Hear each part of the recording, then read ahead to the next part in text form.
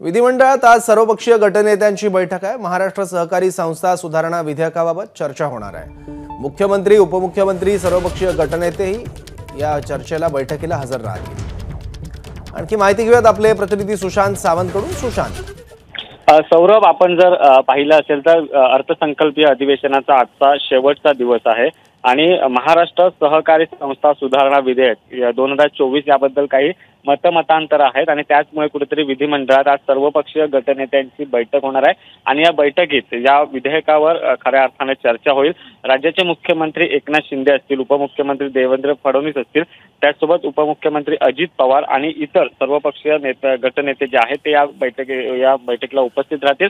थोड्याच वेळात खऱ्या अर्थाने या बैठकीला सुरुवात होईल आणि या बैठकीनंतर जे आहे ते विधेयकावर चर्चा देखील केली जाईल। आपण जर पाहिलं असेल तर शेवटचा दिवस आहे, मुख्यमंत्री देखील उत्तर देणार आहेत, त्यामुळे नेमका आता या बैठकीत नेमकी काय चर्चा होते ते देखील पाहण्यास इतकंच महत्त्वाचं ठरणार आहे। सौरभ, धन्यवाद सुशांत या सगळ्या माहितीबद्दल। एबीपी माझा, उघडा डोळे बघा नीट।